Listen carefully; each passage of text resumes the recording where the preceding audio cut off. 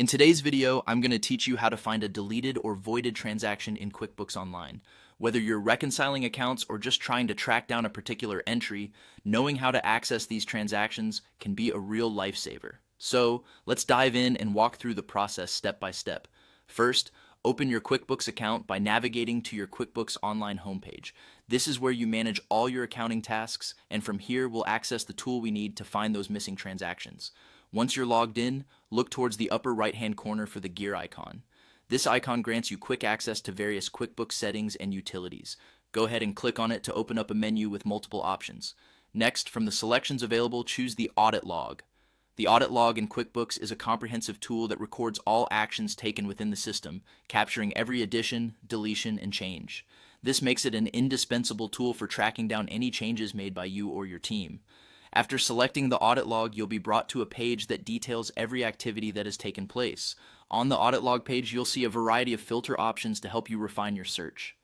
Locate the event drop-down menu, typically found near the top of the page.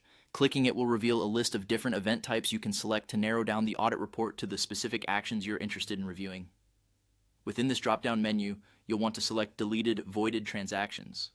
This action filters the log to display only those transactions that have been removed or voided from your records, cutting through the clutter of all other changes and focusing only on what you need. This is particularly useful when you want to track down changes that might have impacted your accounts or financial statements.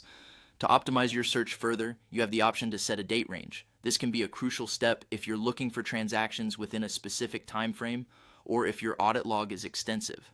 Setting a date range helps you quickly pinpoint the time period you're interested in investigating without having to sort through pages of unrelated data.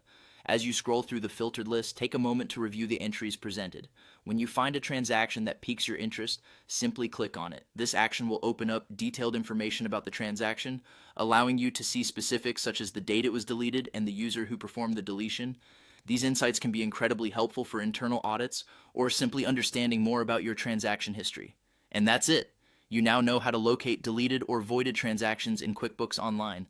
Hopefully this process becomes an essential part of your accounting toolkit, providing clarity and confidence in your financial management. Thanks for watching, and see you in the next tutorial.